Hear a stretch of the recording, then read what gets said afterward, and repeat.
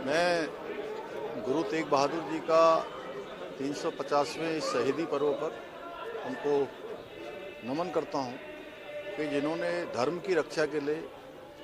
संस्कृति की रक्षा के लिए, देश की रक्षा के लिए अपने प्राणों का बलिदान देना स्वीकार किया, लेकिन झुकना और रुकना स्वीकार नहीं किया। उनके बलिदान को याद करते हुए आदरणीय प्रधानमंत्री नरेंद्र मोदी जी के नेतृत्व में पूरे देश के अंदर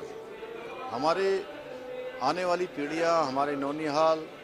पूरी देश और दुनिया गुरु तेग बहादुर जी की वीरता से, पराक्रम से, उनके बलिदान से परिचित हो कि उन्होंने कितनी बड़ी चुनौतियां, कितना बड़ा संघर्ष एक छोटी सी आयु में किया। उससे सभी आने वाली पीढ़ियां उनको अपने स्मरण में रखें, उससे प्रेरणा लें।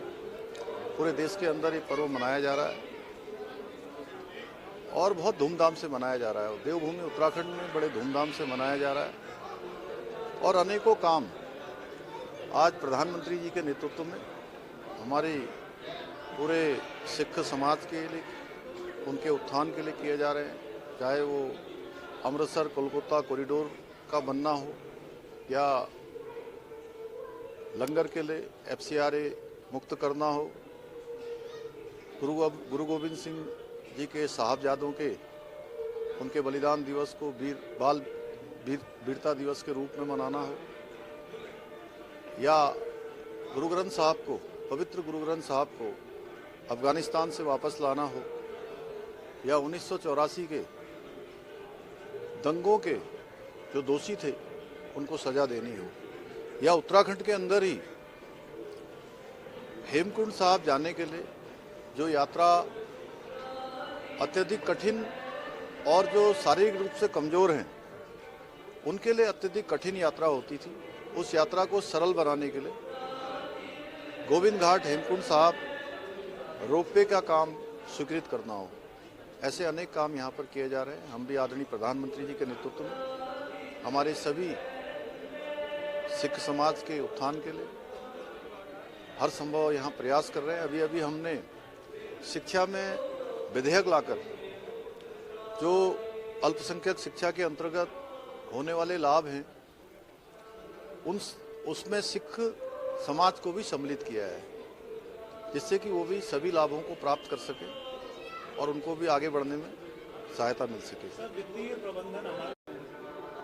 देखिए इस वर्ष बहुत चुनौतियां रही। एक तरफ जहां ऑपरेशन सिंदूर चला, आपदा काफ़ी लंबे समय तक रही राज्य के अंदर, यात्रा लगभग 3 महीने बाधित भी रही,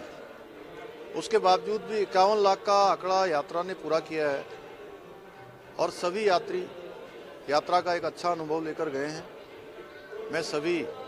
यात्रा का संयोजन करने वाले हमारे तीर्थ पुरोहित हैं, हमारे पंडा समाज के लोग हैं, धार्मिक सभाओं के लोग हैं, हमारे जनप्रतिनिधिगण हैं, सामाजिक संगठन हैं, हमारे प्रशासन के लोग हैं, घोड़े खच्चर वाले हैं। मैं सभी का बहुत आभार व्यक्त करता हूं कि श्रद्धालुओं की यात्रा को उन्होंने सुगम भी बनाया और सुरक्षित भी बनाया और अब हम अपनी शीतकालीन यात्रा की तैयारी शुरू कर रहे हैं। जल्दी ही शीतकालीन यात्रा को भी ठीक प्रकार से संचालित करेंगे और आने वाले वर्षों में 4 धाम यात्रा और सुव्यवस्थित हो, उसके लिए अभी से प्रयास करेंगे।